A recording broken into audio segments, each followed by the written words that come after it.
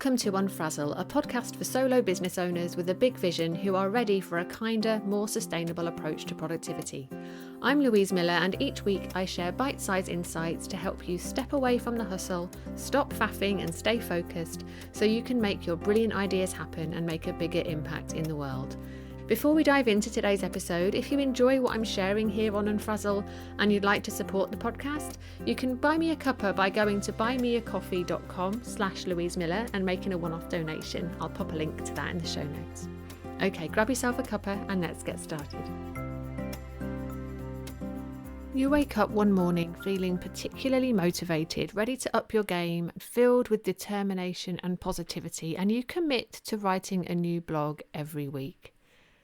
Then time goes by, and 6 months later, you can't understand what happened because despite your best intentions, you were lucky if you managed to write one blog a month. And you wonder why you can't just stick to the plan and do what you said you were going to do. Always on the lookout for an opportunity to stick their nose in, your inner critic joins in with a tirade. You're utterly useless. You'll never be able to run a successful business if you can't even write one blog a week. Why do you even bother trying? So that's a bit harsh, isn't it? And the logical part of your brain knows that it isn't really true. But the more you keep not doing the things you said you were going to do, the harder it is to brush those thoughts off. Because what if it is true? What if actually you are just a bit rubbish? So if you do ever find yourself going down that line of thinking, I want to stop you right there because you categorically are not rubbish. And I've actually written a blog telling you why you're not rubbish. And I'll pop a link to that in the show notes. If you want to go have a read of that, that link will be there for you. But today what I want to do is to talk about what has really happened, what really went on in this situation, in this scenario that's made you feel so crappy. I'm going to share 3 main mistakes I see people make that mean they're setting themselves up for failure instead of success. And obviously I'm going to tell you what to do about it. I'm not going to leave you hanging. So the first thing, what really happened that made you feel so rubbish? All that has really happened is that you set an expectation for yourself that you were never going to be able to meet. Not because you're an idiot, but because you underestimated how long it would take. That is all. And everyone does it, right? It's not just you. Now, you might come back at me with a counter argument about how someone you see online is talking about how they write one blog a week, so you should be able to do that too. And the fact that you can't is proof that you are, in fact, rubbish. And my response to that is that you are not them. You have no idea how much support they have in their business and in their life, how much time they spend on client delivery compared to you, how much other marketing and networking they're doing compared to you. Their creativity works differently to yours. They're able to write one blog a week, perhaps in a frenzy of inspiration, whereas your creativity needs more time to gather thoughts, form ideas, and articulate them in a way that lands. And neither of those approaches is right or wrong. It's just very individual. So I'm going to say it again. The reason you didn't do the thing you wanted to do, so in the example I gave earlier, the reason you didn't write one blog a week, or whatever that is for you, is because you underestimated how long it would take. All you did was set an expectation for yourself that wasn't realistic. So there really is no need to give yourself such a hard time. Now, that doesn't mean that you should accept it will always be that way. Far from it. There are some simple things you can do to make sure that you're not setting yourself up to fail. So let's take a quick look now at the 3 main mistakes people make when it comes to this stuff. So mistake number 1 is not looking at the bigger picture first.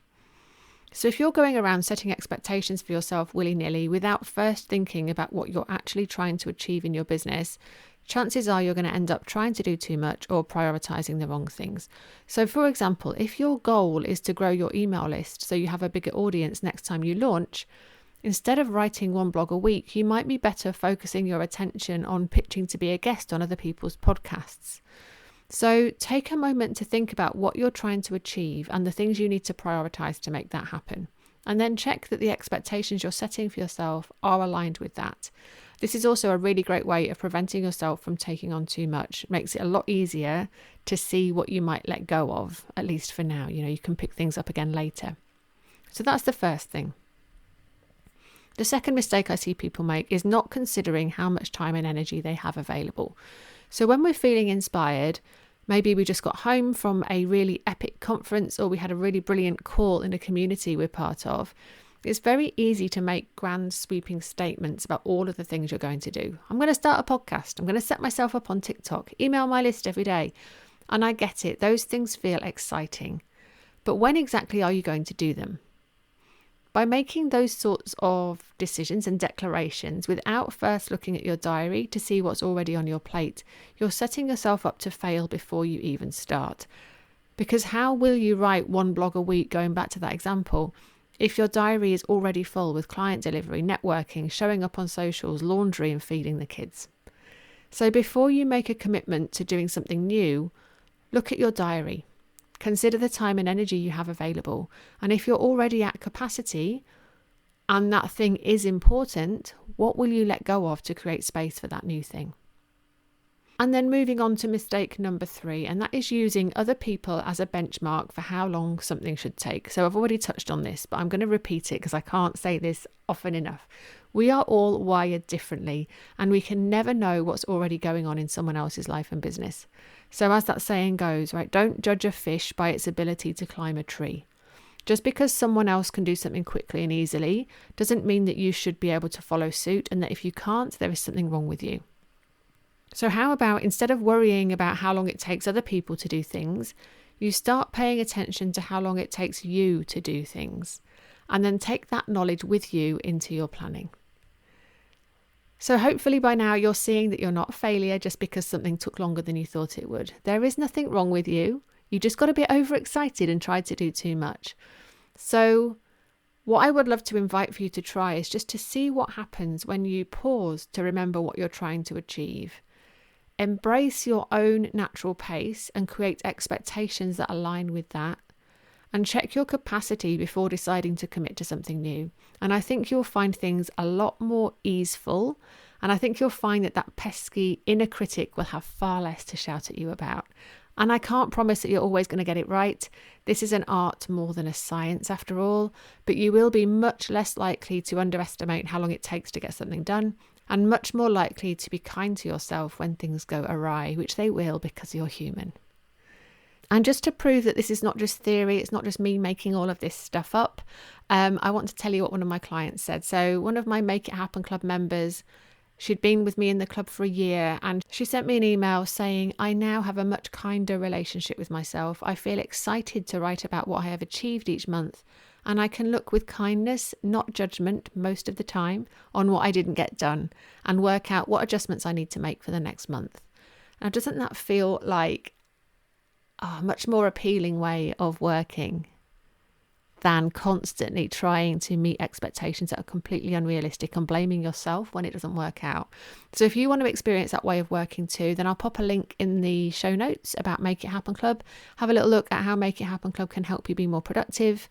When you join us in the club, I will guide you through a planning process that works every month, meaning you'll be setting yourself up for success month after month. So I'll pop the link to that in the show notes. But in the meantime, I hope that what I've shared today helps, and I look forward to seeing you again soon. Thank you for listening to Unfrazzle. If you enjoyed this episode, please share it with a friend who needs a dose of calm productivity in their life. And I'd love it if you could leave me a rating and a review, as that will help more people discover this podcast.